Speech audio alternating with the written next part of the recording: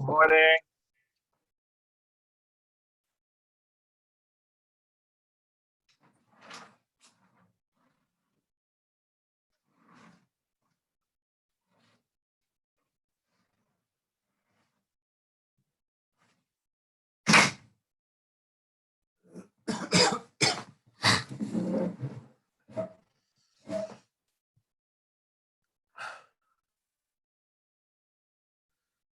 Good morning.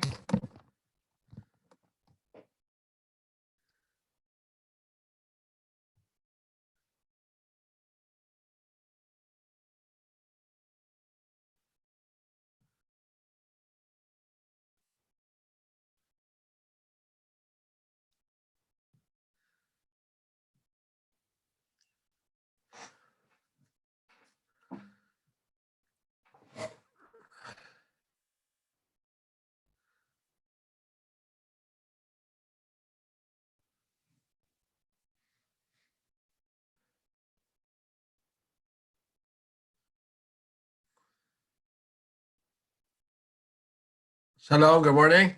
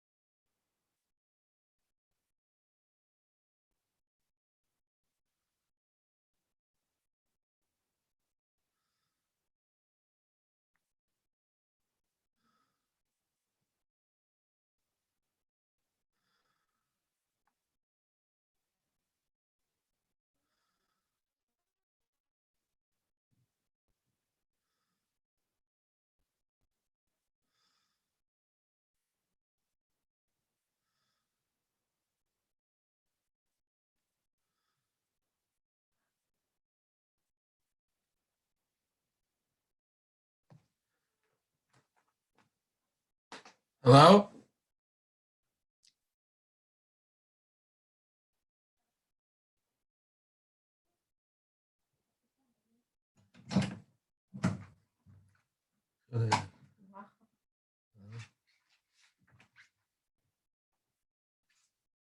עוד לא עלו, אחד עולה, אבל אני לא יודע מי זה.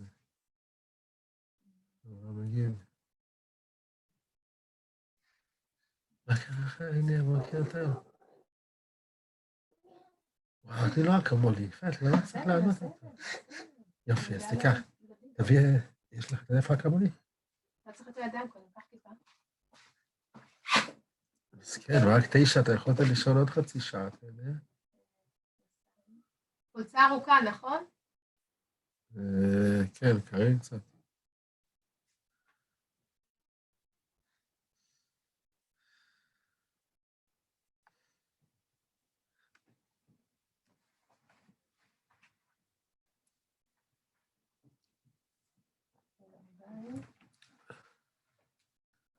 מי זה הדין? אולי איזה שולמן, לא? זה לא שומע אותך?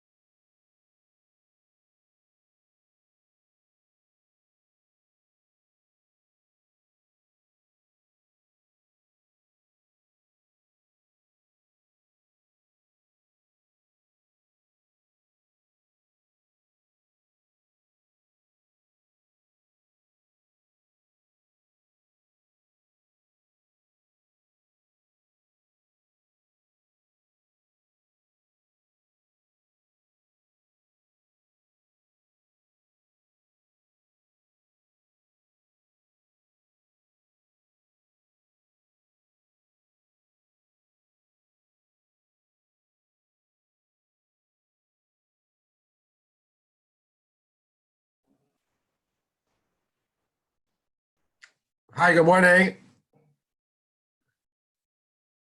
Morning. How are you?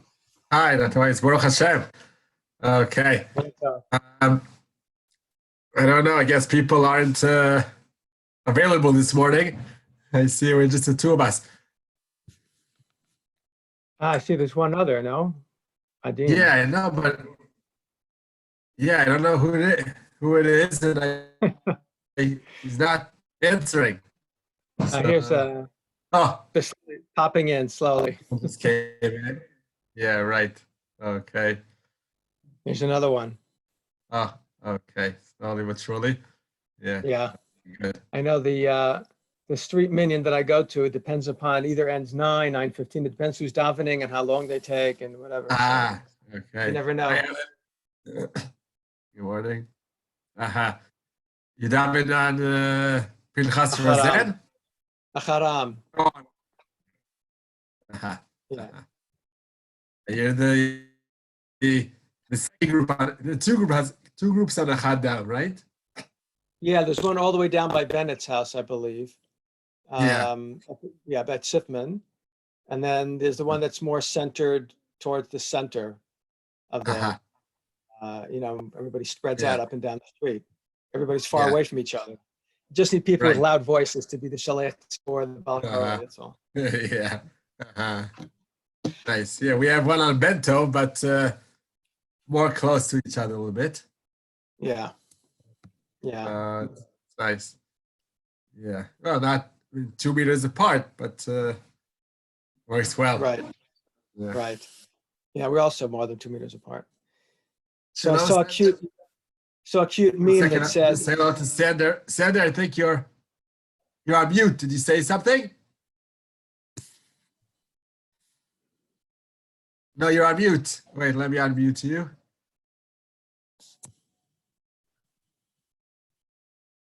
Wait, why can't I hear him? Sander, we can't hear you.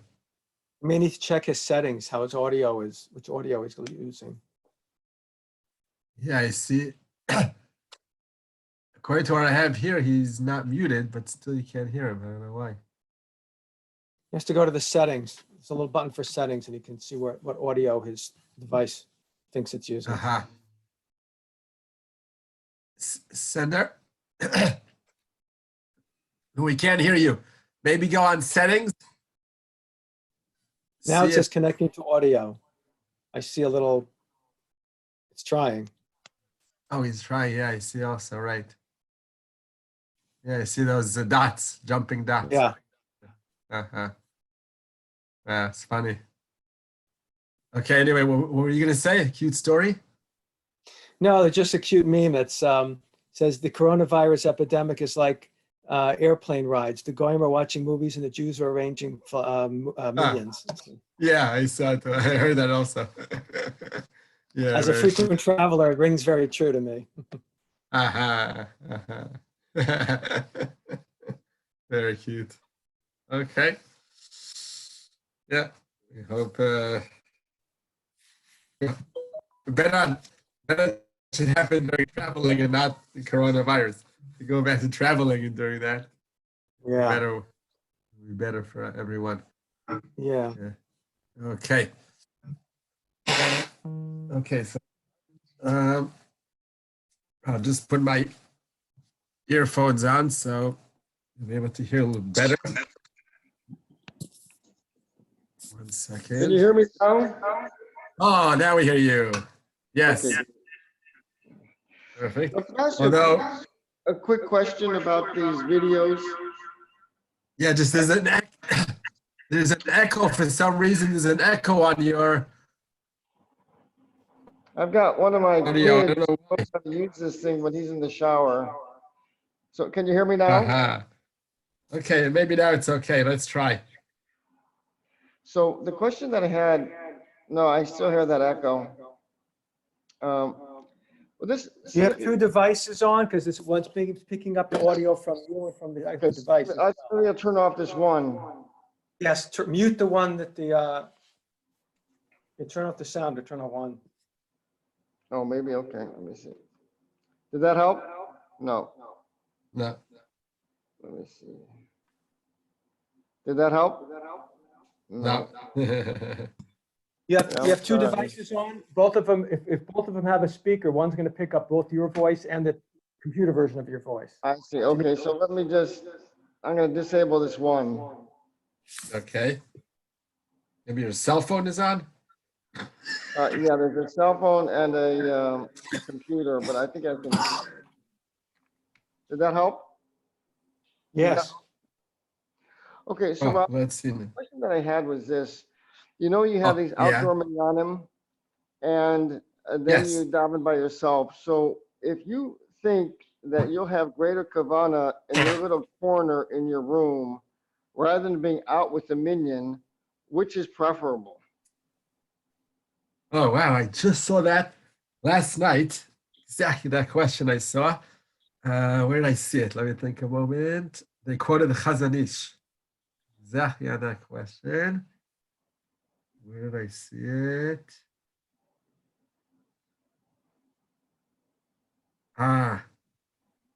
Maybe, I'm not 100% sure. During Shabbat, I learned from a book called Sidur Min Hat Shlomo.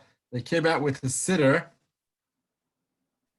with Shlomo Zalman's teachings on the siddur. Very amazing job they did. Mainly halachic. And it goes through every section of the siddur of the davening, and it quotes from Shlomo Zalman on all the different various halachic psakim of his, decisions of his, on all the different sections of davening. So it's done very beautifully. So I believe maybe it was there that they quoted the Chazon Ish, because it's not only Shlomo Zalman, they say they quote others as well, but they always bring his approach. So I think it was there. The Chazon Ish says, no, better to daven in a minyan, even if you've got a little bit less kavana, than davening alone with more kavana. Oh, is that so? Okay, Yes. very good. Good to hear. Yes, exactly. Yesterday I saw your question. Exactly. Okay, that's excellent. So okay, so very good. So we need to find out what the timing of the minyanim are around. I mean, is there a posting of what the minyanim timing are around for Shachris Mincha Ma'ariv around here, around shul? Not that I know of, but there is a sure. David, Can I hi. add? Sure. Yes. Okay. Do you receive the emails from the shul? No, I don't. So, in short, they do yishtabach outside shul at 8:20 in the morning, as far as I know, yishtabach. Okay. And there's mincha, I'm guessing 7:20 this week. Okay. And then Ma'ariv at 7:45. I'm doing 5 minutes later than last week. Okay. Now, Okay. normally the rabbi asked that people 7:10? sign up. What? Isn't it 7:10 mincha? I think. No, it's 7:20? every week it's a little later. So last week Yeah. it was 7:15, 7:40. I bet in the course of this year I'll look. In the course of this year, I'll confirm for this week. Okay. Okay. Now, I just want to say the rabbi. I'm sorry. This is all outside of Ohel Ari. Yes, literally in the patio of OLRE. Okay. Now, Beautiful. you have to wait. You have to have a mask. You cannot be in the minyan without wearing a mask, of course. Okay. And now, normally the rabbi asked people to sign up because he didn't want to have more than a 19. You understand? But I personally am there for Mincha Ma'ariv. I'm one of the people signed in, and we're 99% way short of 19. Way short. So I suggest come if you, God forbid, it's not the worst thing. You see there's too many, or be in touch with the rabbi. So Yishtabach in the morning, 8:20, 7, I'll confirm, 7:20, I assume, Mincha, 7:45 Ma'ariv tonight. I'll confirm in the course of the year, hopefully. Okay, that's a minyan. Great. Thank you very much. Okay. I'm sorry. But Rabbi Steinberg, can I ask on you what you were just asked about? It's so funny. Last week in the Halacha Yomit that I learned, every now and then I go online, it's from Rabbi Vadia Yosef or his family, and it's very good. They actually started with Rav Shlomo Zalman Auerbach about Tefilla. Exactly. Oh, yes? And yeah, Uh-huh. exactly. It was a few days ago. And it said, again, I came in a little late. It said, Rav Shlomo Zalman said, better to daven a minyan, even if there's, I think you just said this, even if there's a little less, even if it's fast. If the kavanah is a little less, then daven without a minyan. That was, and then it went on to say, now this, I don't think it was Rav Shlomo anymore, but might be, that even if you have to leave early from, let's say, to go to a minyan or not go to a minyan, but you have to leave early, better to go to a minyan and leave early if you have to. But if to make people aware, you're leaving early because you have to, not because you're running away from Tefilla. Okay. Right. So that's the second point I was saying. But that wasn't necessarily Rav Shlomo. Could have been. It was just further down. But then my son had a very good question, which I now want to ask you. Okay, I'll have to look it up. Oh, after all this point, I forgot the punchline. My son had a technical question on that. You give me one second. In the meantime, while you're looking it up, I just remembered. One quick second. Okay. Yeah.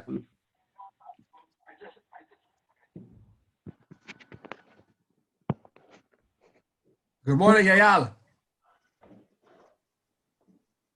Eyal Shulman, you hear us?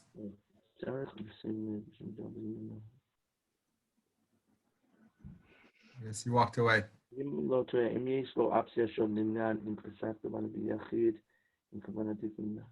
Well, what was the name of that sefer that you were quoting that does that with the Shlomo Zalman's works? It's a siddur. Well, the main book that a lot of his stuff is written is called Halichot Shlomo. Halichot Shlomo, they have on Tefilla and they have on Moadim, on all the different Chagim. That's the original book. But now they came out with a siddur. It's an actual siddur. You can daven from it as a siddur. It has all the prayers themselves. Yeah. And underneath, below, they have a lot of halachic discussions, final decisions of Shlomo Zalman. Not so much a discussion, but the final decisions on the entire siddur. So it's called Sidur Minchat Shlomo. Sidur Minchat Shlomo. Very good. Thank you. The question was answered. Never mind. I got the answer. I'll go back to my son. Thank you. Okay, terrific. So you just reminded me, David. You just reminded me again in that siddur that I spoke about. It also says even further than just the difference between davening in a minyan and not, that a minyan is better even if you have less kavanah. Even if you may have a little bit less kavanah, try your best to have as much kavanah as you can. But if it so turns out that it's still more kavanah for you to daven alone, it's better to daven by minyan. But he even adds another point there. He says, if let's say you have a permanent minyan that you go to every morning or every mincha and every morning, you have a permanent minyan to go to, and once it so happened that you got up a little bit late, and if you go to your permanent minyan, you'll be late to the minyan, which will force you to skip most of Psuki de Zimra. You only say Baruch Shabbat, Ashrei Nishtabach, and then you catch on to where the tzibur is, and you're able to start Shmoneh Esrei with everyone, or at least with the Chazan when he starts Chazar Hashat. So he asks, which is better, to daven in a permanent minyan and be late for it, or to daven in a later minyan and be on time? So it's a comparison now between two minyanim. You're not davening alone. It's between two minyanim. Says Rav Shlomo Zalman, better to daven in your permanent minyan even if you're late for it. Why? Because a person normally has more kavanah in his regular location where he's used to. He goes to a different minyan, he has to get used to different things there. It may be a different location totally, maybe different chazanim, different people. The fact that he's familiar with his minyan, his permanent minyan, makes it better for him to daven there than to daven in a strange minyan, a far minyan, that he will be on time on. So even that's taken into consideration, your permanent minyan. Sorry, I want to add, I want to go back a step. Sure. You answered the question my son asked, but the original halacha they taught, I was mistaken, was better to daven in a slower minyan with more kavanah than a faster minyan if it's not, let's say, permanent, let's you choose a minyan. But I think Well, it of said, course. that's the part, that it's better to be in a slower minyan with more kavanah, even if you're going to leave early from that minyan. I think that was the big kunz. Is that, do you believe that? You understand? Makes sense. Yes, makes sense. Okay. Makes sense because the main part of davening is Shmoneh Esrei, and the more kavanah you have, or Birkas Kriyat Shema, in those areas, the more you have kavanah, the better. So it makes sense. It makes sense that even if you have to leave early, better to daven where you have more kavanah, right? And if already we're talking about all this, I'll add one more point, which was a tremendous chiddush of Shlomo Zalman, which I had said. I told my brother-in-law, my wife's sister's husband, who is my age, 11 months younger than I. And unfortunately, this year he lost his father, a very early age of 72, 3-year-old man, or 4 maybe. No, later, because not to do with the corona, it was way before. I think he had cancer. Anyway, so this brother-in-law of mine, I recall when I some here and there have we daven together in different events. So I remembered that he davens a very long davening. He has a lot of kavanah when he davens. So at the very beginning of his year after the Shiva, or I think during the Shiva, I think it was during the Shiva. Yeah, it was during the Shiva. I texted him. I sent a message besides going, of course, to Menachem Avel at the Shiva home. But then I texted him a message that knowing the way he davens personally, and knowing that most of the places that he'll be davening in won't tolerate a long davening, it's Tircha and Tzibura. Rav Shlomo Zalman says something unbelievable, especially for Ashkenazim, who are usually very, very careful to daven, not only to daven a minute the entire year, but to be the chazan for all the prayers during the year of mourning. Says Rav Shlomo Zalman, better that it's more Lilu Nishmat, the father or mother who died, it's better for their soul that their son prays in his normal pace with full intent and kavanah in a minyan without being the chazan than becoming the chazan and having to daven for quicker. So even if this, what's that? I mean, I hear that. It makes good sense, no? I mean, it makes good sense. It makes sense, but it's very difficult for an Ashkenazi because Sephardim in general don't run for the Amud. Even if they're in the morning here, they don't go for the Chazan dafka necessarily. All they do is they say Kaddish. They say the different Kaddish that they're supposed to say. By them, it's not even anything to run for. But by Ashkenazim, it's very powerful. This custom. It's not halacha because nothing by morning, almost everything by morning is customs. It's all minhagim. But this custom for Ashkenazi to be the chazan is very, very, very important. Usually, that's what we perceive as one of the most important deeds and actions that we can do for the soul of our father or mother who passed away. But says Rav Shlomo Zalman, it's still better to daven with kavanah in a minyan, say the kaddishim, but not be the chazan if it will hasten the pace of your davening in order to be in pace with the tzibur. He has another point, also having to do what we said before, that if a person has a permanent place to daven, and in that permanent place, let's say it's not this type of person, 2 different people we're talking about. A person who can daven in front of the Amud because he's not so slow. He's with the pace, he's in the right pace. So he doesn't have a problem being the chazan. But let's say in his permanent minyan, there's another person in mourning within the year. And many times he has to give in to allow this other person to be the chazan.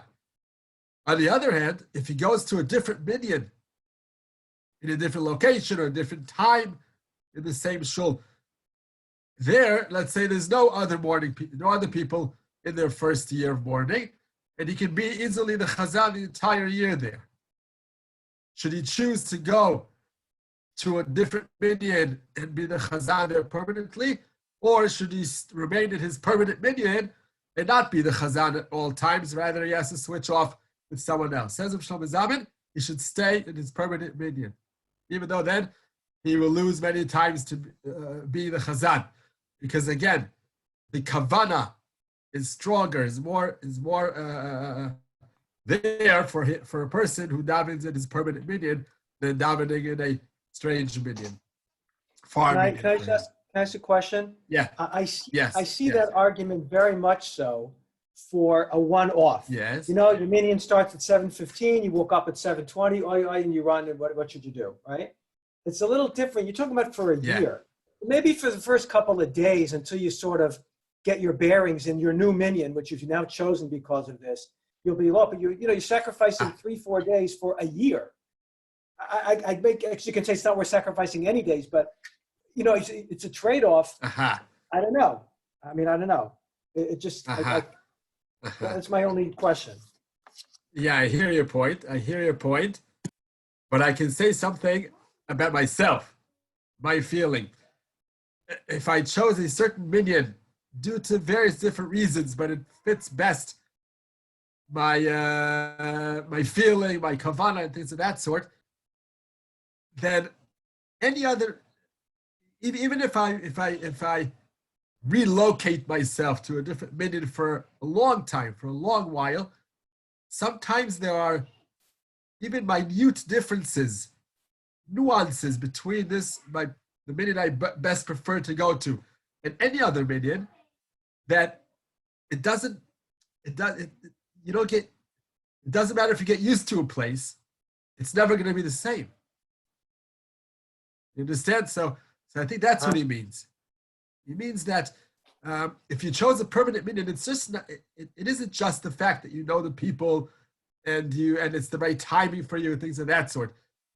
It's usually when you choose a minyan, you feel most hamish there. You feel for different nuances, for different reasons, small, minute reasons, you feel best. The davening is best there. So that's where I believe that's what I believe he means by saying better to go to your permanent minyan and not to any other minyan, even if you can be the chazan all year round, even if you can get used to sort of a different minyan, but it's not really where you prefer davening. That's, I think, his. Can I ask one more question? Is that, does that factor only beat out, let's say, of the same minyan and you're used to it and you like it better, for an issue like davening for the Amud, which, like you said, it's a minhag at most, maybe a very strong minhag among Ashkenazim, but still a minhag. Right. As opposed to, let's say, when I'm in Florida, the minyan I really, really like, for a variety of reasons, starts at 6:30 in the morning.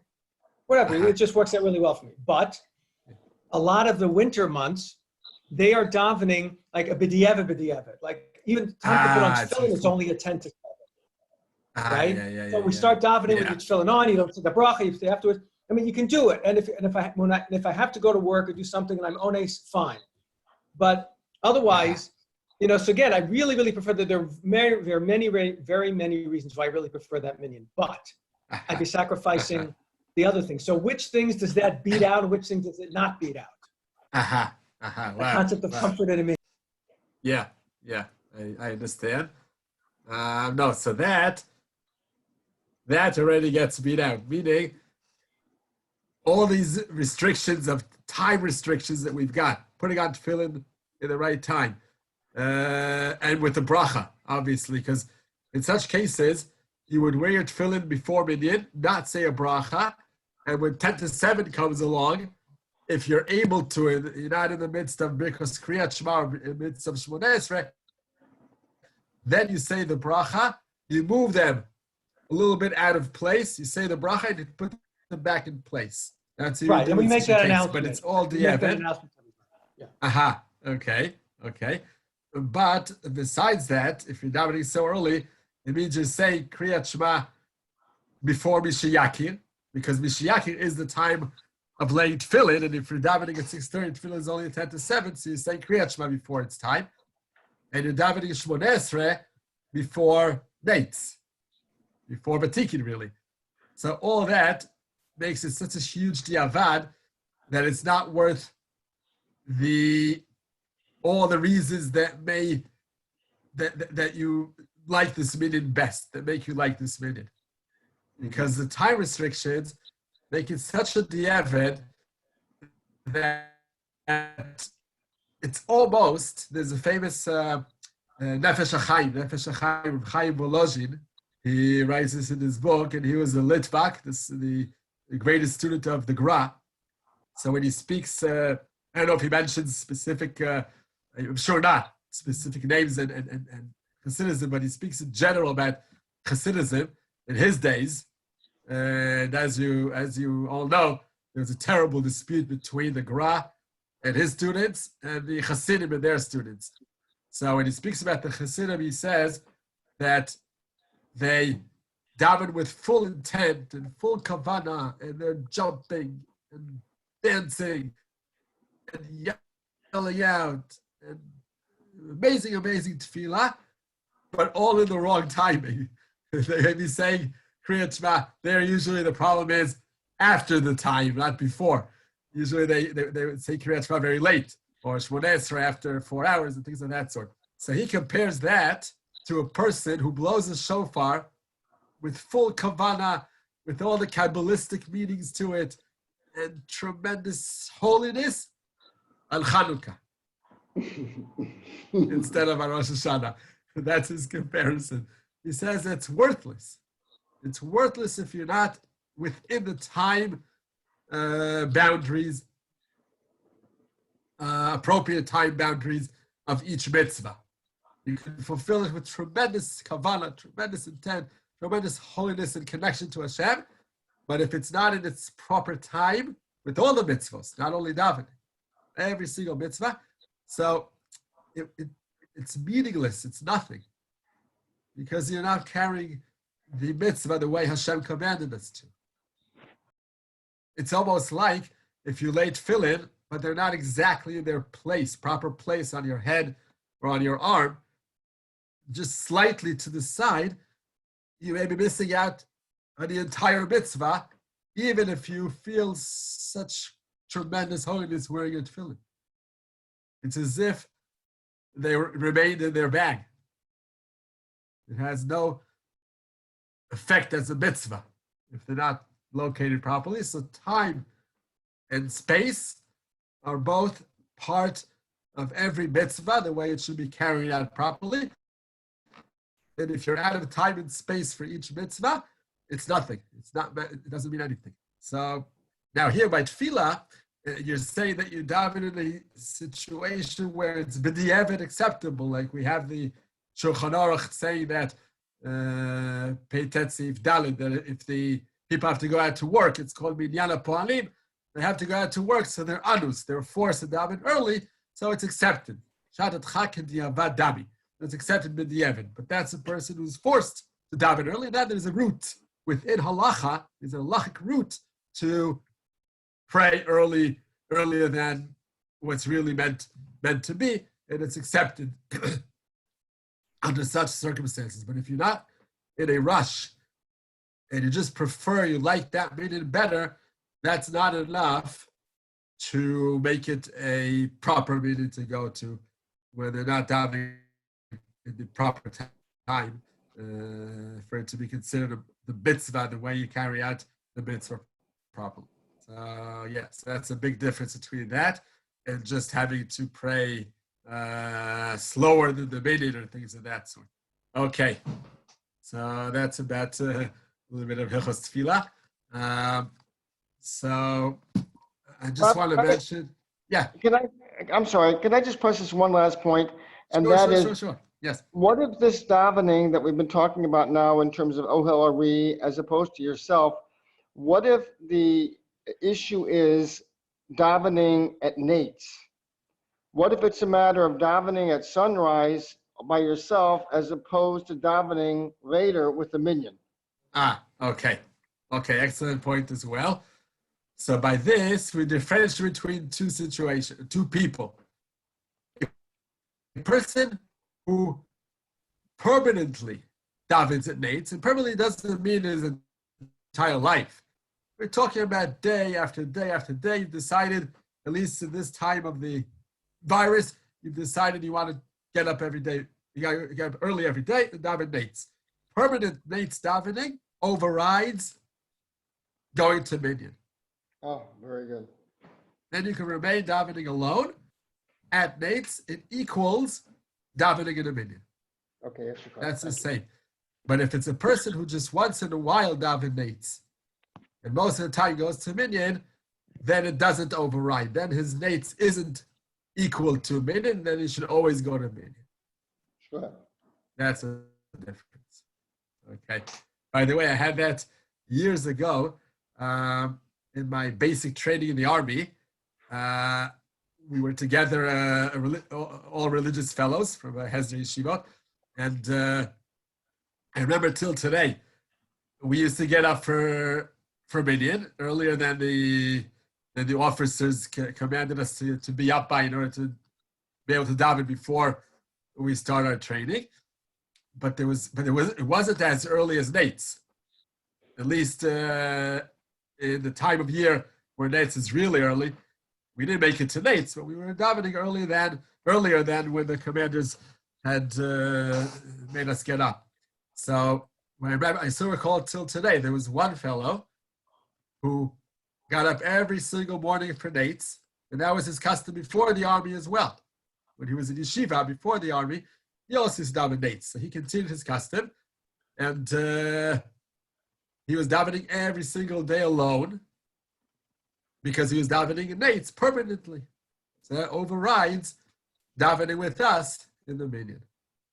That's the same example. Okay. Yeah. So before going to Hilchos Shabbos, I just want to mention something really, really special. I think I haven't told it to this group yet. If I have, then stop me. About the 73-year period. Have I spoken to you about this amazing idea? I haven't heard it. I don't recall. Okay, so yeah, I think it was, no, I couldn't have, because I heard this day after Yom Ha'atzmaut, which was mid last week. So yeah, it can't be that I've spoken about it. Something unbelievable. I don't know if you people know Rav Menachem Sela. He comes around to coordinate minyan and comes to Olari once in a while. He's in the Rif Shir, 3 mornings a week by our Rif Shir. Anyway, so he told me this, that a non-religious head of a mechina, there are non-religious mechinot also, few of them in the country, that prepare the boys before army from I guess, a moral point of view and things of that sort. They have a year, they spend a year studying all kinds of texts of the non-religious world, and then they go into the army. So one of these heads of the mechinot, I think his name was Yeselson, I believe, he came up with this unbelievable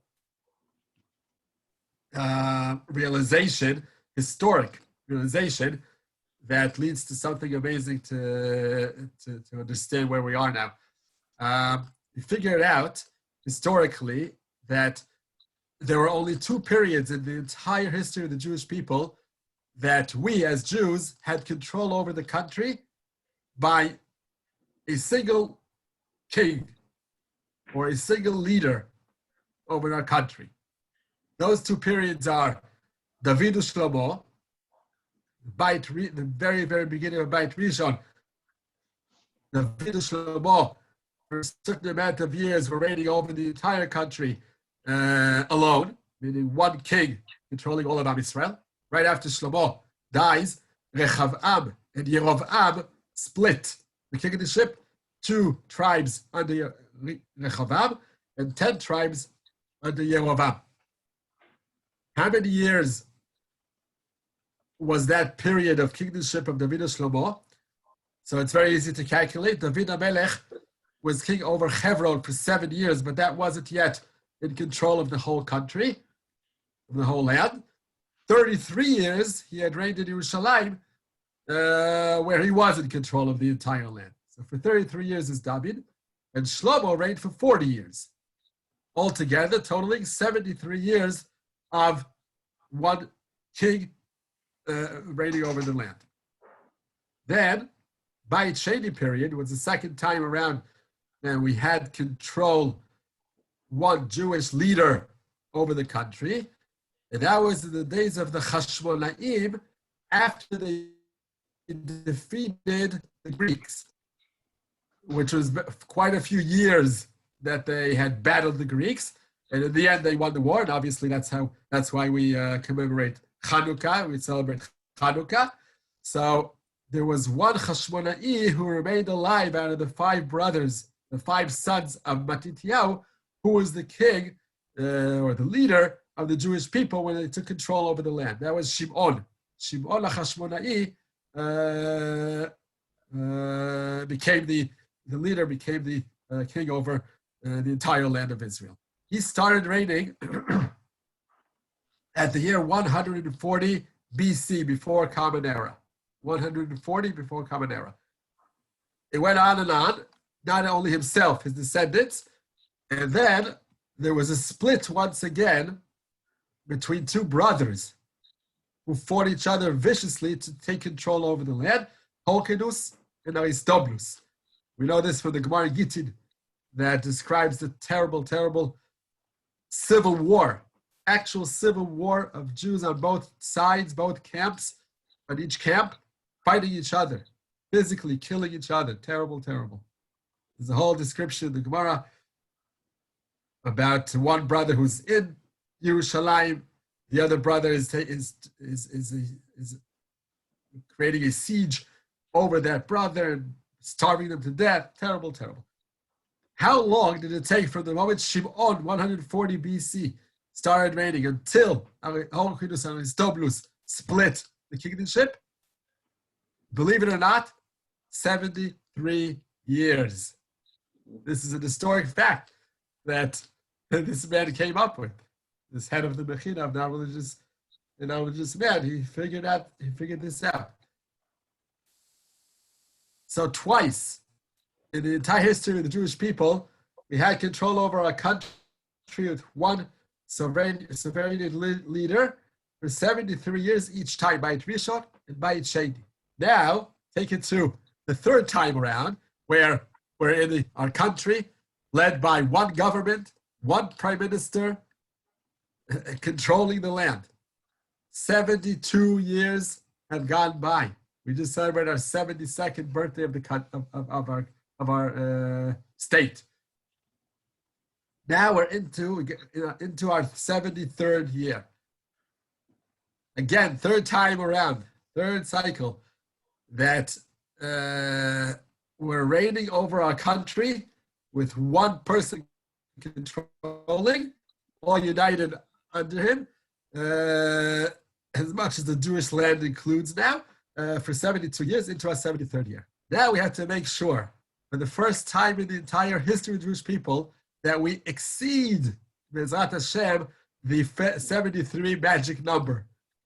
If we go beyond 73 years, we finish this coming year, and we continue having a government and being united under one person controlling it, then for the first time ever, we will be going beyond 73 years of control over our land. And this means that we have to make sure that there's no split, that we don't split the reigning over our country, and chas v'chalila, no civil war should occur chas v'chalila amongst us. And by the way, what's amazing about this is that around this period of the 73rd year, that's exactly when we're having so much trouble to create this sovereignty, united sovereignty over our country.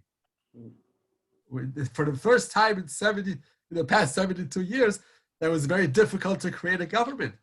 It took 3 elections to be able to even get to some way of a united control, united government.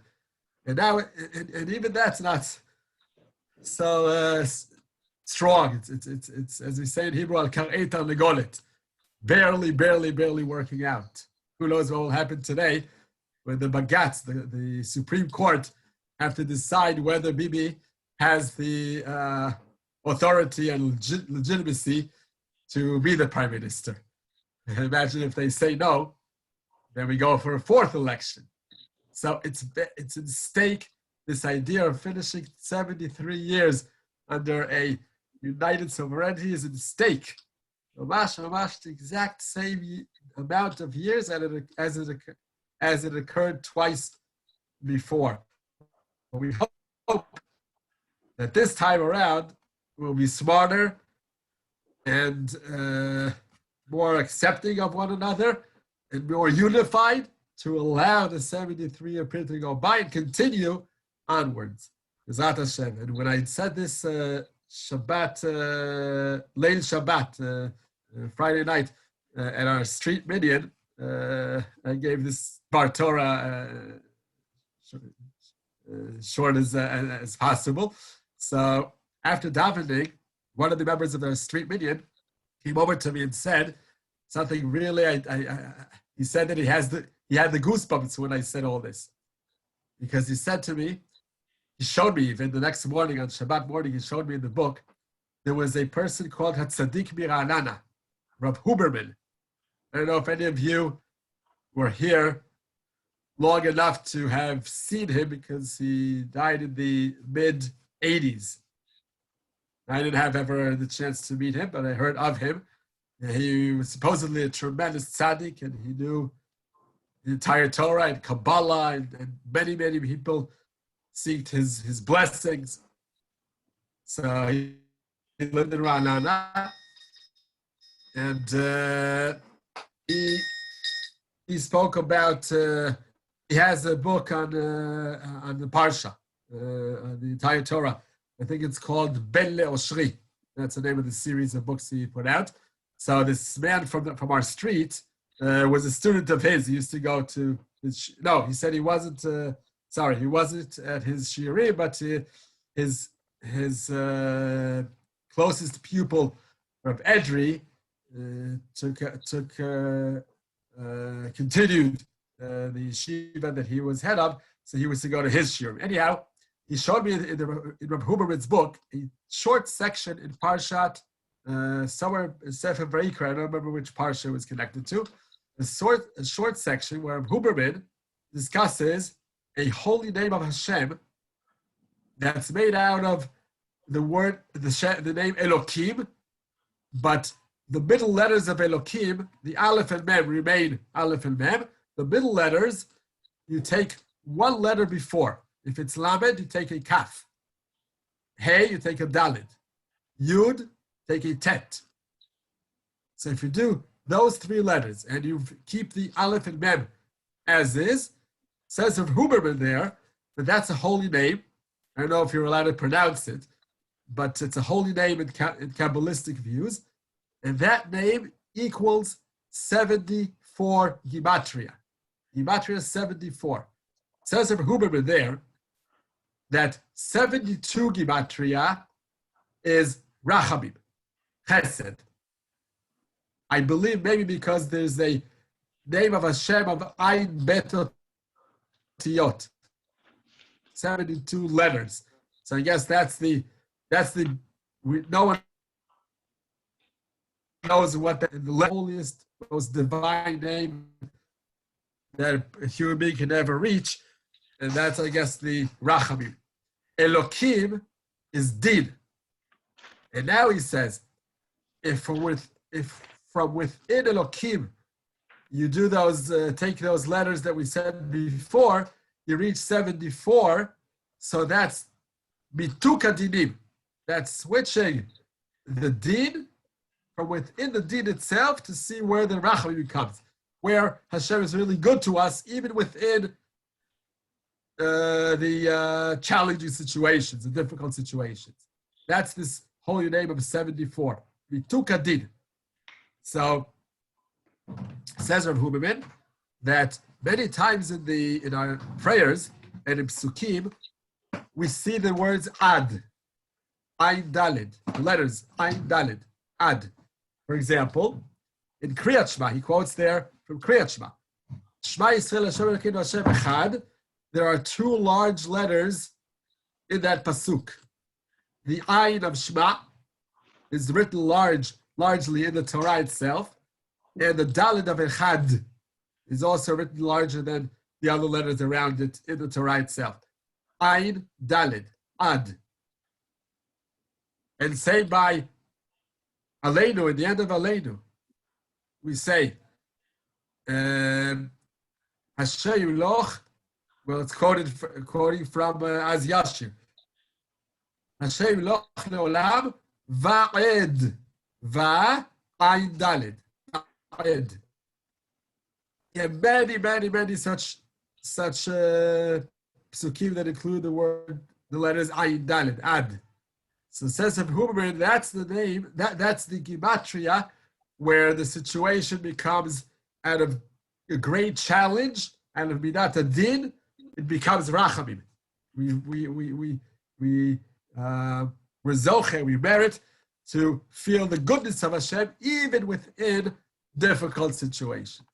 That's the holiest and most divine and most connecting way to feel Hashem whenever or wherever and whatever occurs to us in any situation. That's the Ayin Dalid. So this person who showed me this, he said he had goosebumps when I said this. I had no idea. And definitely this Chiloni person who came up with this historic fact has no idea that there's a tremendous meaning to 73 being din and 74 being mituka din, to make the judgment and the harsh moments, make them sweet for us, to sweeten the bitterness. That's what Ayin Dalid stands for, and that's the year that we're waiting to reach, where everything will turn out to be for the better, and not chas v'chayla collapse because of midat hadin. Yeah. Seder, you want to say something? No. Okay. Anyhow, so hopefully, Zat Hashem, we're on the right track to overcome all the challenges, including the political ones, and be able to create the government that will remain united. And who knows, maybe it's on the way to a real king. That's we're really waiting for, a king that will reign over us, the Melech HaMashiach. And one very last point that connects to all this. I heard on radio, I think also, during Yom HaTzmaut itself, I heard on radio that there's a new initiative coming out. They even played on radio one of the examples for this initiative. It was started by a Haredi organization called Ayelet HaShachar. It's an organization that's been functioning already for several years in Israel. They try to bridge between the Haredi and the Chiloni parts of our nation. They try to create bridges, which is on its own a beautiful thing. They're the ones that many times help create binyanim in kibbutzim. Chiloni kibbutzim, they introduce them to the idea of a minyan, and they make it very pleasant. And some of the kibbutzim have opened shuls due to this initiative, or at least have minyanim running in special occasions, mainly on Yom Kippur and other times. Anyway, this organization, Ayelet HaShachar, they interviewed on Yom HaTzmaut. I happened to be on radio for 5 minutes. I turned on the radio on Kol Yisrael. I hear this interview with one of the heads of the Ayelet HaShachar Haredi organization. In the interview, she explained that their new initiative is they're going to have short clipses of a minute each, coupling opposite ends of political, hashkafic, whatever it is, sides, complementing each other. Meaning an organization that's more right or more religious, comparing, together with an organization that's to the left and non-religious, and when they speak to each other, complimenting each other. For 1 minute, the head of this organization says how he appreciates what this other organization does, and they give names. They give names of what they stand for, and this other organization. And then the other organization says the same about the first organization. So 1 minute, you hear them complimenting each other, even though they're the two opposite ends of the map from any direction you look at it. And they actually played one of those clips on radio, and it was just unbelievable to hear. You hear a person saying, I am so-and-so, head of organization so-and-so, and you hear by the name of the organization that it's a religious one. And he says, I want to compliment this and this organization, which you hear the name of that organization, that it's Chiloni, for what they do for the country and for the people, and how they help in their own way, so on and so forth. And then you hear the other side saying the same about the first side in their words. So they're starting this, and they want to have many, many, many sets of couples like this to somehow connect and bridge between all sides. And she said in the interview, this spokeswoman of the Haredi organization, Shachar, she said that this all came about due to the coronavirus. This all came about because they feel that everything now gets into proportion. And that until now we were living a life that everyone's good, everything seemed good, and everyone was happy, and then they could fight over all kinds of idealistical points. Now that we're all in the same boat of this challenge, of this difficulty, we definitely have so much in common. We feel so much in common that all the small things that we fight over now go into proportion, and we're able to now unite much more than it used to be before. So I'm hoping that this is one of those initiatives that will lead our country to exceed the 73-year period of reigning united over the country, and going on to our 74th year, B'ezrat Hashem, in the year to come, for the first time ever, that we will be zoche to have control over the country, the united nation, for more than 73 years. Okay, Well, it fits very well with the Rav Kook's statement that we were exiled because of Sinat Chinam, and we'll be the Gula because of Avar Chinam. What is it that led to those breakups in the two previous times, right? Exactly. Sinat Chinam. So exactly, especially the second time around. Right, the second time around for sure. The first time maybe was more related to boastful gava of Yerovam, and maybe his religious ideas, which were all distorted. Avodah Zarah, the two agalim, he made two calves, golden calves, in Dan and Beersheba, not to allow the 10 tribes, the Jews of the 10 tribes, to go to Beit HaMikdash, rather pray at the golden calves. Terrible, terrible sins of the type that are more related to Beit Rishon, which is about the Zar, Gilar, Shvichus Damim. But whatever it is, definitely the cure to everything is the Avas Chinam. That cures everything. And that's who we're heading towards, B'ezrat Hashem. Hopefully we're in the right direction. Okay. So we'll continue a little bit the Melach of Lash in Shabbos. The two previous times we've studied the Melacha, we did a lot of introduction points to understand the Melacha. It's not an easy Melacha. It's quite complicated, both in the sugya itself, in Kuf Nun Hey, in Masechet Shabbos, one of the very last sugyot of Masechet Shabbos, and in Shid Kaf Aleph, in the Shulchan Aruch section within Siman Shid Kaf Aleph 321, that discusses lash, kneading. So we spoke about very quickly we'll go through different concepts. We spoke about blila ava versus blila raka versus totally liquid.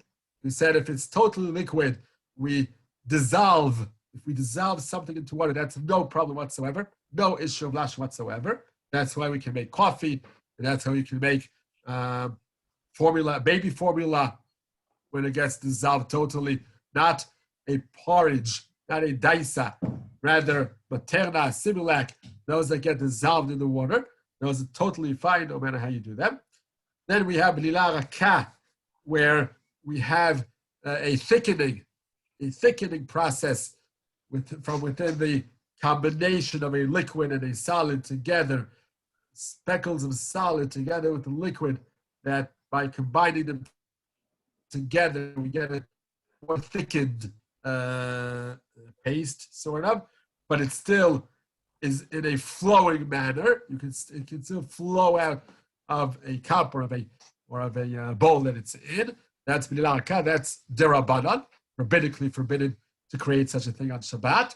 And we have blila ava, which is making a dough, a paste that's very firm, solid, dry. That is deoraita level. To do that on Shabbat, like taking flour and water, mixing them together and kneading them into making it into a dough, that is forbidden deoraita. We also mentioned that there is a dispute between Rebbe and Rabbi Yossi ben Rabbi Yehuda, whether kneading is only the mere fact that you pour the water onto the dry speckles of whatever it may be of food. Just the pouring the water already makes it lash, because the water itself gets combined in the solid small pieces that it's connecting to, and on its own it formulates a dough or even a blila raka, a thickened liquid, without having to mix it, to knead it with your hand. That's already the melacha of lash. That's Rebbe's opinion. And Rabbi Yossi ben Rabbi Yehuda, holds, unlike Rebbe, it's not enough that you just pour the water there. That's not the melacha yet. It's the actual mixing that you do with your hand, and the kneading and making it, formulating it into one substance. That's Rabbi Yossi ben Yehuda's opinion. So, halacha in this dispute is uncertain. The Sephardim veer more towards Rabbi Yossi ben Yehuda's opinion, and it's not only the pouring of the water that creates lash, it's also the mixing that's necessary. Therefore, they're more lenient by the fact that if they just pour the water without mixing them, it's not yet the melacha of lash. Although, even the Sephardim, it says in the Ben Ish Chai and the Kaf HaChaim and the Olat Zion that it's better to be machmir. Or Vad Yosef also, better to be machmir like the Ashkenazim. We'll soon mention what the Ashkenazim hold. But really, according to strict halacha for the Sephardim, it's more lenient. Ashkenazim care more for Rebbe's opinion because the Sefer Truma paskin like Rebbe, and therefore the Ramah says we should be more careful that even the mix, even just the pouring of the water is already the melacha of lash. When does this make a difference, all of this? This makes a difference mainly when we're creating blila ava.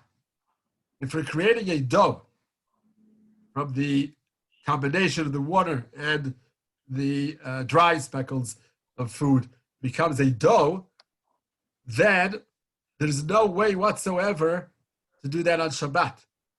Because since we said that even the pouring of the water itself is already considered meleches lash, and the final result of all this is deoraita because it becomes a firm dough, so there's no way to do that on Shabbat. Even if we do it b'shinui, which we'll soon discuss the various types of shinuim, it won't help because you're just degrading it from D'oraita to D'Rabbanan, but it's still rabbinically forbidden.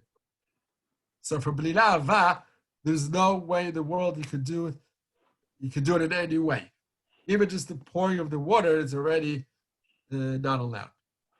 Blila Raka, since the final result of the combination of the water and the dry speckles together, making a flowing, thickened liquid, that's Blila Raka, that's rabbinically forbidden. Since it's only rabbinically forbidden, Chazal allowed by two shinuim, by creating two differences than normal, they allowed creating this type of kneading on Shabbat. What are the two shinuim necessary? One is in the order of mixing the two particles together, the two ingredients together. If normally on a weekday, you would have the dry ingredient, the dry particles, first in the bowl and pour the water or any liquid, whatever it may be, onto it, then on Shabbat you do it the opposite direction. You first put the water in an empty bowl and pour the dry ingredient into the water. By this you made a shinui in the order of combining the two components together. That's one shinui. Second shinui, the mixing itself. The way you mix this combination of the liquid and the solid should be in a different way than normal. So this we mentioned, I think 2 shiurim ago. We said various different shinuim. You could mix it with your finger instead of using a spoon or fork, but preferably no one sees it, and preferably don't serve it to guests, of course. You could also make a shinui by mixing it in straight lines, up and down and sideways, instead of stirring it in round circles. So you use a spoon or a fork or a knife, and you mix it in straight lines. Makes it a little bit uncomfortable, may take more time, may not mix as well, but that's the best you could do in order to allow you to combine these two components together. There's a way to do it with smaller amounts than usual. In small amounts, you mix a small amount, another small amount, another small amount. That's also shinui. We said that's less preferable because we don't know what small amount means. We don't know what is the regular amount that's normally done and how and when is it shinui. So better not to use this type of shinui. There's a way of shaking the bowl or shaking the cup when you normally don't do so in order to mix these two components. So you can do it by shaking. Or you put the ingredients together in one bowl. You have another empty bowl, and you pour one bowl into the other and pull it back in, back and forth, from bowl to bowl, from bowl to bowl. And that's in this way they get mixed together with awkward way, not the normal, usual way you would mix things. So these are all different types of shinuim. All of these are based on the fact that it only becomes in the end blila raka, and therefore it's only rabbinically forbidden, and therefore by 2 shinuim are allowed. The first shinui of placing the ingredients in an opposite order in the bowl, that's necessary for those who paskin like Rebbe, that the mere fact that you're pouring the water into the dry speckles is already lash. That's why already at that stage you need to do a shinui. For those who hold like Rabbi Yosef or Rabbi Yehuda, that it's only the mixing that is considered lash and not the pouring of the water, then they don't mind if you do it normally. All you have to do is shinui. The shinui is the mixing of the two ingredients. But since we said the Ashkenazim definitely must follow Rebbe's opinion, and therefore they must do a double shinui. And the Sephardim initially don't need to, but all Sephardic posts can prefer that they do. So in the end, both Ashkenazim and Sephardim should make that change of which goes first in the bowl on the opposite direction that you would do on a week. Okay. Now let's continue from the book. We're getting very, very, very close now to the actual examples of many, many, many different types of foods that we may encounter meleches lash on Shabbat, and we'll explain on each and every example how to do it properly. Okay, but still beforehand, we'll discuss still another type of rule, introductory rule to lash. What happens if the combination you're making now is not between small pieces of solid together with liquid that combines everything together and makes it a paste? What happens if we're talking about two solid foods that you mix together? It's not a liquid and small pieces of solid that together it becomes one. It's two solids that you combine together. For example,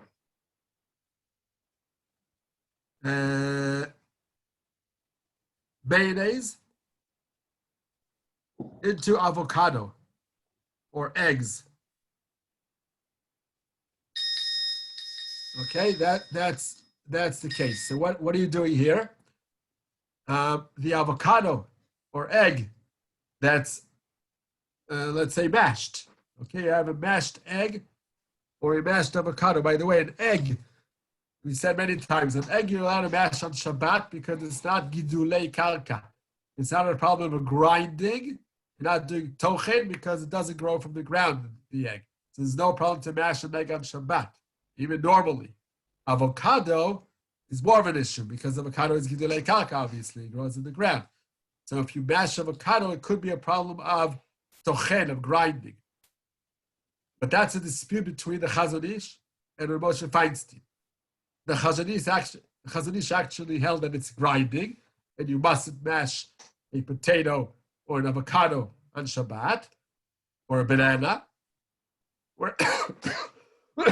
Excuse me. Whereas Rav Moshe Feinstein allowed doing so. Why? Because Rav Moshe held that grinding means that you're cutting it into tiny pieces. You have a large piece of something and you're grinding it into separate tiny pieces, like you would grind wheat into flour. Even if it's not that small like flour, it still could be grinding. But mashing is still, everything remains stuck together. It doesn't become different, small, separate pieces. It's all stuck together, just flattened. You're flattening the avocado, you're flattening the banana, you're flattening the potato, and not grinding it. That's why Moshe allowed. The best way to do so, if you want to be careful according to all opinions, is to, if you need to mash something that grows from the ground, mash it with shinui, meaning use the opposite end of the fork, the handle of the fork, and not the fork of the fork, not the teeth, without using the teeth of the fork, rather the handle. That would make it permissible according to all poskim. So if you have mashed avocado, mashed eggs, and you want to add mayonnaise to it, mayonnaise isn't liquidy. Mayonnaise comes out in chunks and blobs. It blobs out. It doesn't pour out of the container, out of the jar. So you're just combining two solid ingredients and making it one clump. That's not a problem of lash, because lash is to connect small particles of dry substance, dry food, to make it one paste, all connected by adding liquid, connecting them all, gluing them all together. Here, they're as is, they're glued, both sides, the mayonnaise and the eggs are both stiff. And now the combination gives it a different taste, a different texture, but it's not creating a paste, not creating a more solid situation than it was before. Okay.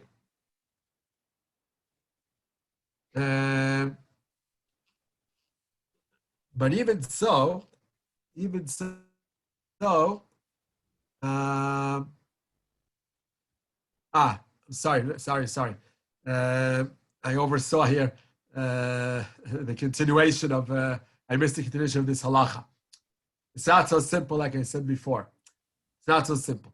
It's true that the mayonnaise is not a liquid for the fact that it doesn't, when you pour it onto the avocado or mashed avocado or mashed egg, when you pour it onto it, it's not liquid to the point that it doesn't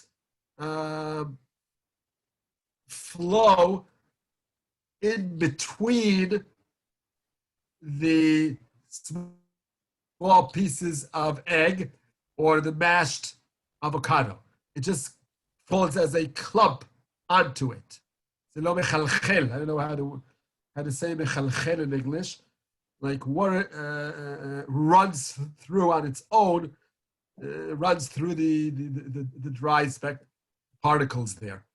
The mayonnaise just clumps out onto the dry substance that it falls on, and that's it. It doesn't flow into the into the substance that it fell onto. That's why one part of lash, there's no issue here. The part that we are concerned for Rebbe's opinion, who held that just by pouring the water could be lash, that's only true when it's a combination that happens on its own. When you pour the water on its own, the water gets mixed on its own gets mixed into the dry particles. By the mayonnaise, it doesn't get mixed on its own at all. It just remains on top, doesn't move. So there's no lash whatsoever upon just pouring the mayonnaise onto the egg. But this is where I was mistaken before. But the fact that now you're going to mix the mayonnaise with the egg, in the end, the mayonnaise does connect the broken pieces of egg to each other. When you had mashed the egg, it came out broken pieces of egg.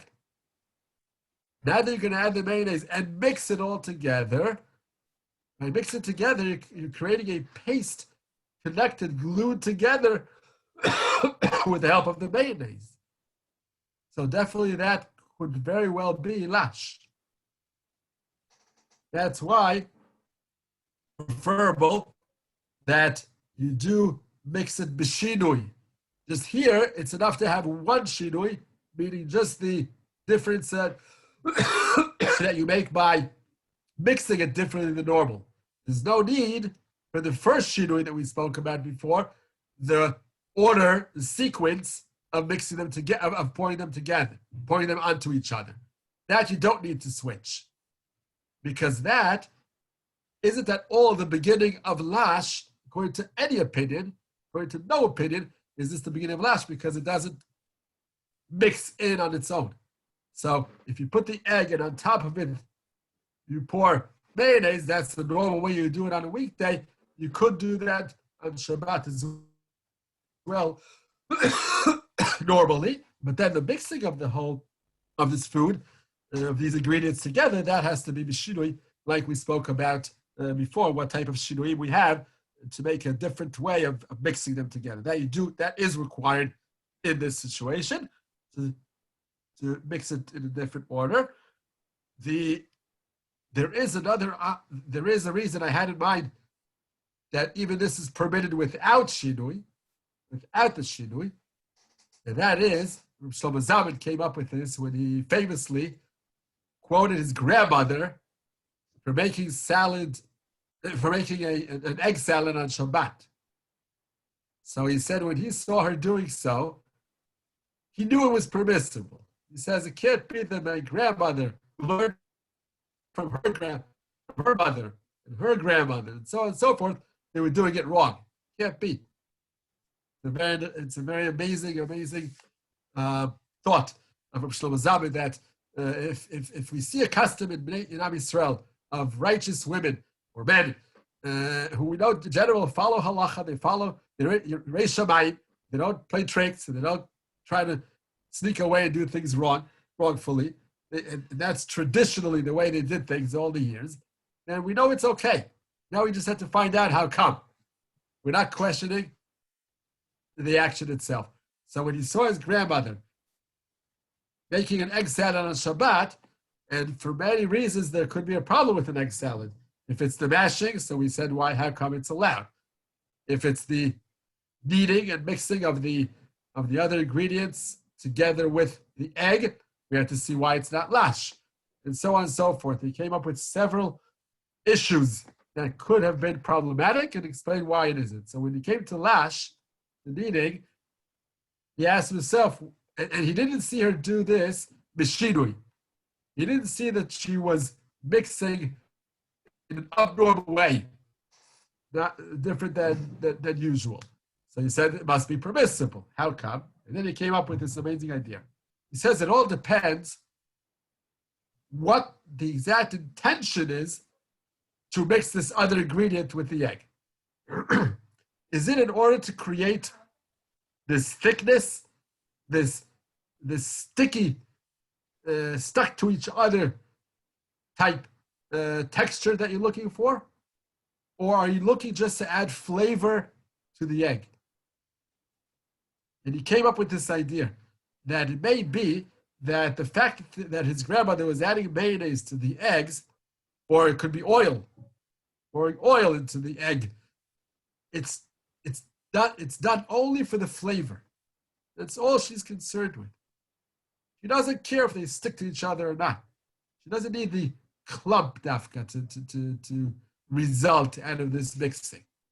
All she wants is for the egg to taste better.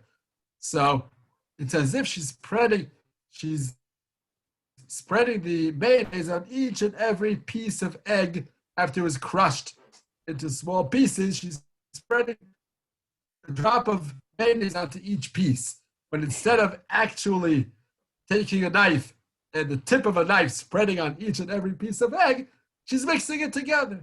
So the mixing isn't there in order to create this taste, this new texture that thickens the egg. That's not her intention at all. That's not the idea behind it. It's just the adding of flavor.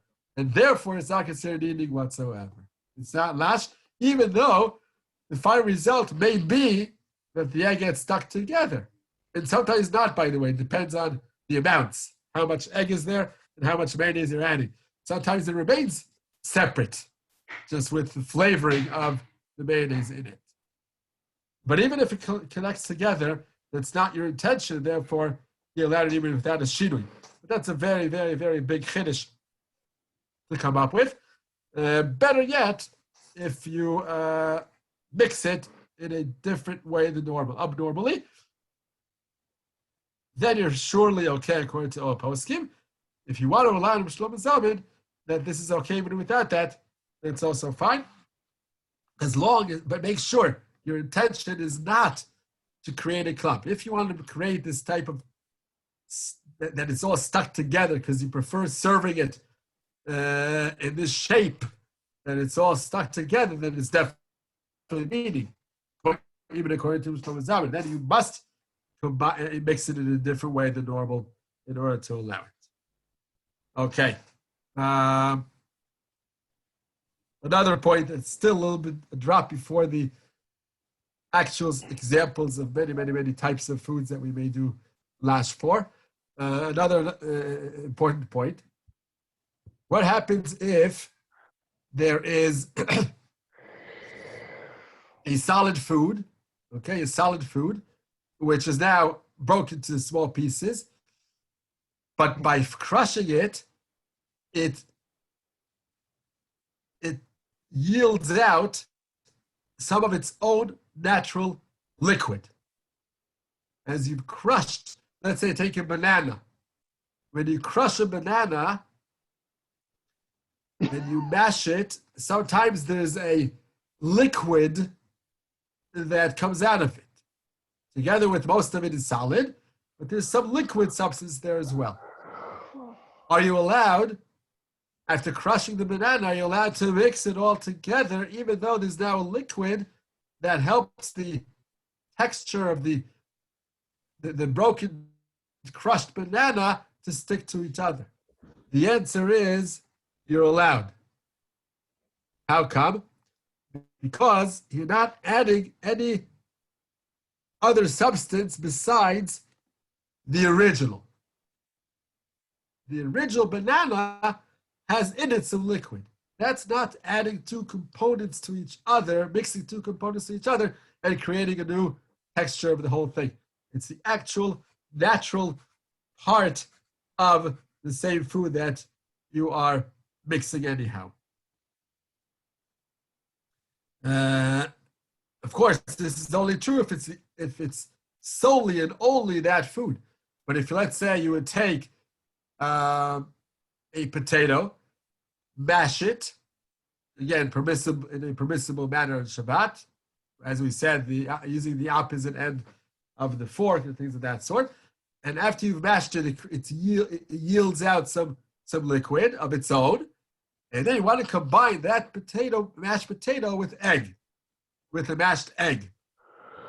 So the liquid of the potato will help connect the two ingredients to each other to make it a clump. And here it's not the idea of adding flavor. Here it's actually a new substance that is created by the mashed potato and the mashed egg connecting to each other. Here, the liquid of the mashed potato serves as a connector to the broken pieces of egg and makes it all one. That's not permissible because here you're using the liquid of the potato, although to help you connect the potato to itself, but also to help you connect the egg to the potato. So that already is not the natural liquid of the food. It's a natural liquid of the potato, but it's now enabling the egg to connect all together, which makes it lash with regards to the egg. Then you would need to do the shinui that we spoke about, to mix it in a different way than normal. Okay. By the way, this comes up a lot in peanut butter. In peanut butter, when you open the can of peanut butter, you have on top floating liquid. And when you want to take some peanut butter, normally you mix it in a little bit. You don't want that liquid on top that's floating on top.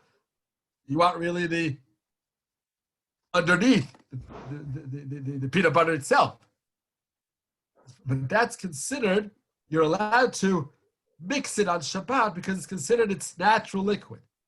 It's coming naturally from the combination. It could be an oil that they added to the peanuts to create peanut butter, but it was already added before Shabbat in the factory. It was also already mixed all together. And now, due to the different quality of the foods, the oil floats up. But really, it's part of the natural food that was already combined beforehand. So there's no problem to mix all that before you spread the peanut butter on your bread. Okay. And, okay, one more point. I see it's not coming as soon as I thought. One more point that we'll do, again, introductory. What happens if you're combining a liquid to a solid, not in order to make it thicker, even a slight thicker, that we said is b'lila raka, which is rabbinically forbidden, and definitely not to make it very thick, to make it d'oraita. On contrary, if you have something that's already a paste of some type, and you want to dilute it by adding more water, you want to make it more watery than it is, or you have something that is a dry clump of food, and you want to add water to make it more watery, more liquidy. Like tahina. Oh, sweet. Tahina, okay, tahina is a very complicated issue. We'll get to it as one of our examples later on. We do specific examples. I'll tell you why the Tefilla is complicated a little bit. Because I'm just returning the mute situation for you, Dr. Kaplan. Okay. If you want to speak, you can speak afterwards. Yeah. Jonathan. Okay, Jonathan.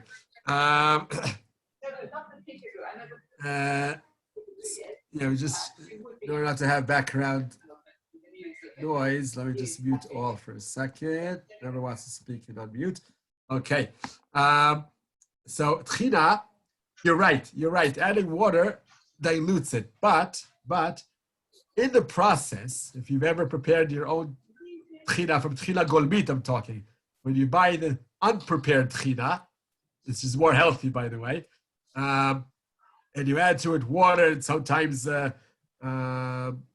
squeeze lemon into it, all kinds of ingredients that you can add to it. When you're adding the water, at the very beginning, when it interacts with the tchina golmit in the original can, in the very beginning, it stiffens.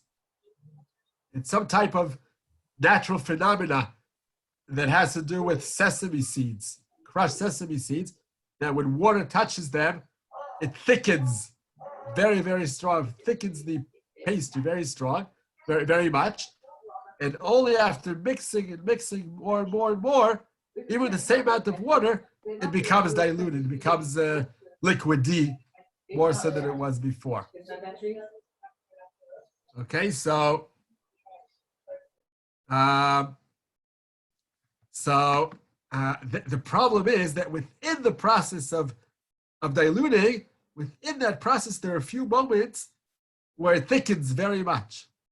And that's very, very problematic because thickening is definitely lash, even to the extent it may become so stiff at those moments of the beginning of the mixing of it. You can try it in your home. You'll see what happens when you're dissolving into water. So you'll see that it becomes very thick. For those moments, it could be even blila ava. Blila ava is the oraita. So we'll learn about making tchina on Shabbat. It's not simple at all. Even with two shinuim, it's not simple to allow that because of the middle process that happens, that occurs naturally when it thickens. I'll just throw a clue to you. The best and only way to prepare tchina best is to do it before Shabbat. Prepare tchina before Shabbat and just serve it ready-made on Shabbat. That's the best. But if you forgot to, or if you need more, so the only way to do it, this is the way the Shmir Shabbos Kilchasa explains that you should do tchina on Shabbat, make tchina on Shabbat, is by immediately, before you start the process of mixing with water, immediately add a lot of water to the amount you would like to make your tchina with. If you immediately add a lot of water, not slowly adding more and more water, immediately you pour in a lot of water, then all the mixing you'll do will never create a stiff pastry of any type. It will never be stiffened to the point where it's blila ava, and even not blila raka, meaning it's going to be very watery, very liquidy. It may not be easy, may not be comfortable to use, and you may not like the texture of it because it's very, very watery, but it's the only way to make it on Shabbat.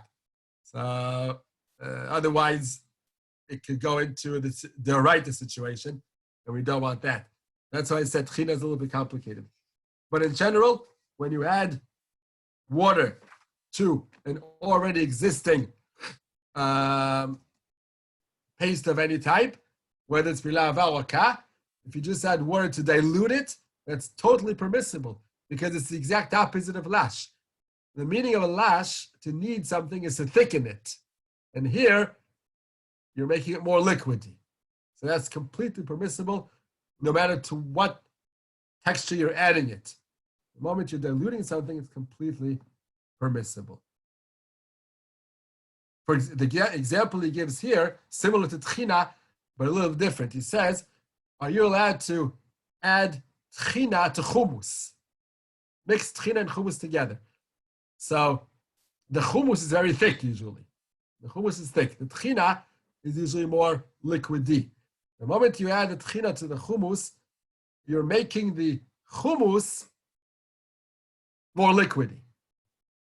That's what happens there. So you're diluting the hummus, which is okay. That's how you're allowed to combine and mix hummus and tchina together, making the hummus more diluted, more watery. Okay. So I guess we'll stop at this point. Shakach. Yeah, Ruchim to you. I have to go. I'm going to work, okay? What's that? Bye, beautiful girlie. Enjoy. Yeshua Koach Okay. Harav. Ruchim to you. And I want to Ruchim to confirm, you. I Have a looked. good week. Yes. Mincha Yeah. today, this week, Mincha at outside Oilery is 7:20. Marv is 7:45. You have to have a mask. We have to be less than 19, which we have been. Shouldn't be a problem. Okay. Yeshua Very Koach. good. Shakach, have a good week. All too. Stay safe. Shavua tov. Shavua tov.